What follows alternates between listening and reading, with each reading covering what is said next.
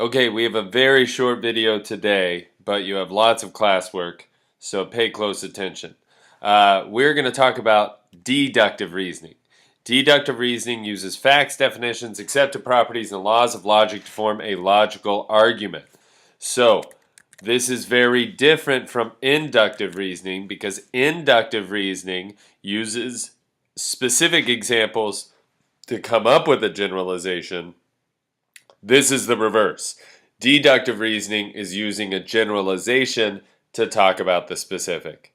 You will use both in geometry, often inductive reasoning to make conjectures, but then deductive reasonings to check whether those are true or false.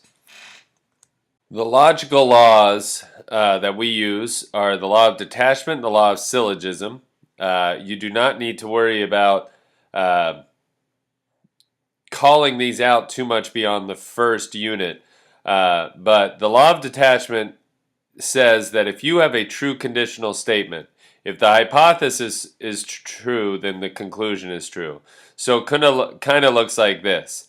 If P then Q is true, P, therefore Q.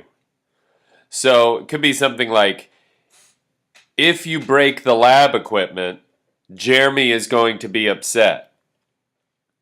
You broke the lab equipment.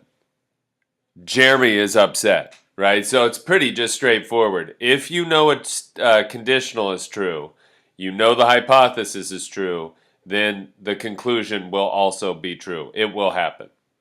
The law of syllogism is a little more fun. If P then Q, if Q then R, therefore if P then R.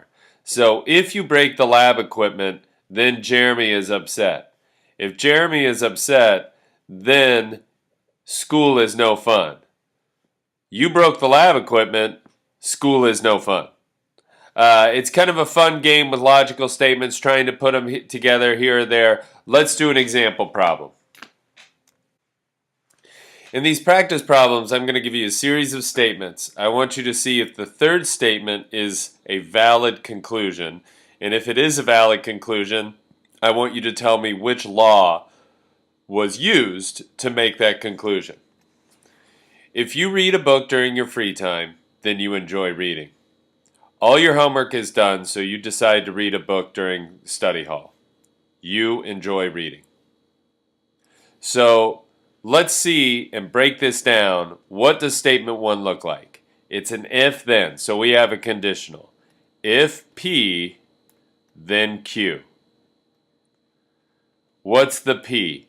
You read a book during your free time. What's Q? Then you enjoy reading. All right, so we're going to assume that that's a true conditional. All of your homework is done, so you read a book during study hall. Is study hall free time? Let's not get into the semantics. You're done with your homework, so yes. So this is the first statement, if P, then Q.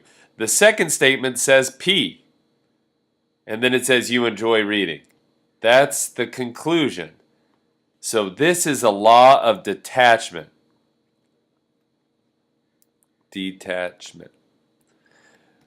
We had a valid conditional. We were given that the hypothesis was true, therefore the conclusion is true. This is a valid deductive argument. Let's try another one. If you can see the full moon, then you will howl. Last night you were heard to be howling. You saw a full moon. So take a second, break these statements down, and see what you come up with. This one's a little tricky. If P, then Q. P, you can see the full moon howling. You can see the full moon. Q, you will howl. The next statement, you were heard howling. Q. The last statement, P. That is not a valid conclusion. We only know that if you see the full moon, then you will howl. We don't know why you were howling. Just because you were howling doesn't mean you saw the full moon. So this is an invalid argument. It does not follow the logical rules. It's not the law of detachment. It's not the law of syllogism. The last example, if it rains, then the field will be muddy. If the field is muddy, you will get dirty playing soccer. If it rains, then you'll get dirty playing soccer. Hopefully you can see it goes if P then Q. Then it says if Q then R. So we say if P then R. This is the law of syllogism, and I'm not going to spell that right. Syllogism. Something like that. Look it up in your notes. And this is a valid argument because it's just conditional. If it rains, then it's muddy. If the field's muddy, you'll get dirty. If it rains, you get dirty. If P then Q, if Q then R, if Q then R. Or sorry, if P then Q, if Q then R, then if P then R. All right. Good luck with your classwork. And there's an extra handout to kind of introduce this logical deductive reasoning that you've seen in algebra for years and how it could also work with words and letters and definitions. Hope you have a good day. I miss you guys. Can't wait for Monday. Back to normal. Peace.